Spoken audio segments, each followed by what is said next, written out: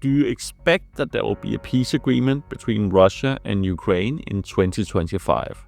I think it's fairly likely, and Ukraine have already stated they're interested in it. Russia has they're expressing a more reserved opinion.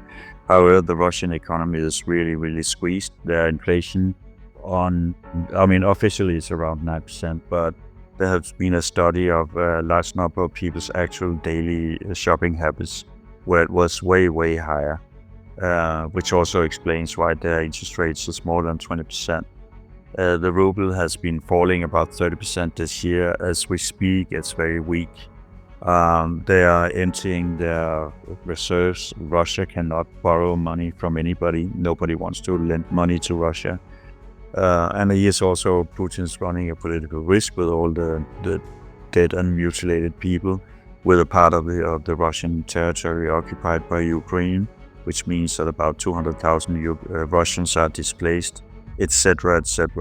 So I think Russia actually, they would also like to get out of this situation.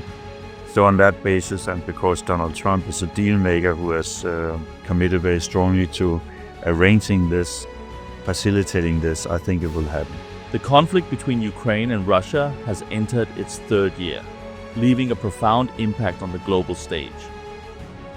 Today, we'll break down where things stand as of early 2025, exploring territorial changes, casualties, and the possibility of peace.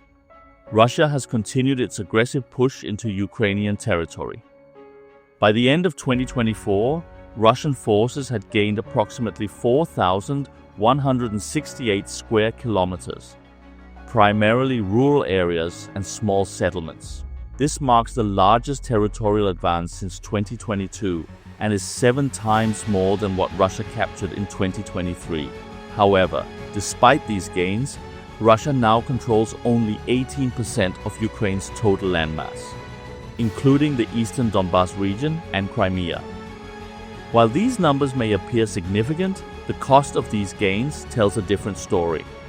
For every square kilometer gained, Russia reportedly lost over 100 soldiers, highlighting the immense human toll of the war.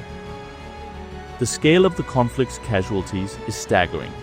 In 2024 alone, Russia suffered over 420,000 casualties, an average of over 1,100 soldiers every day. Ukraine, while less publicly forthcoming with numbers, has lost an estimated 43,000 soldiers since the war began, with over 370,000 wounded. The civilian toll is no less heartbreaking, with over 12,000 innocent lives lost. Arguments for Russian success are stalemate. So, where does this leave us? There are arguments both for and against Russia being close to achieving its objectives. On one hand, Russia's recruitment efforts have bolstered its ranks, with over 440,000 new soldiers joining the military in 2024.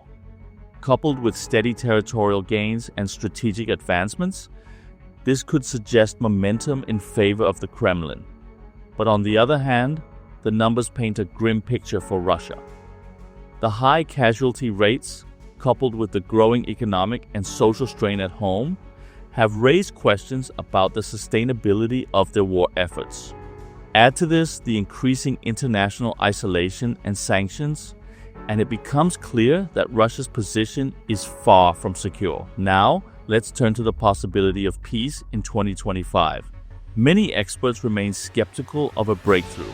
Russian President Vladimir Putin's refusal to negotiate without Ukraine's capitulation, combined with Ukrainian resistance to giving up its territory, creates a near insurmountable impasse.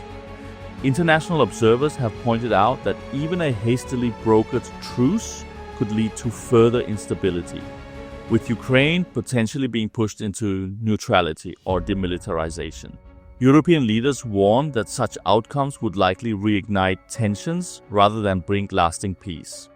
As for public opinion, Ukrainians overwhelmingly oppose any deal that involves ceding land to Russia, making any political settlement challenging.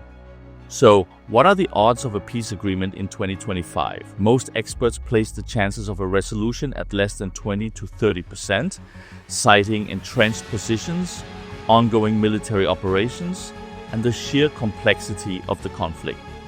As the world watches, the stakes remain high, not just for Ukraine and Russia, but for global stability. The hope for peace persists, but the road ahead is fraught with challenges.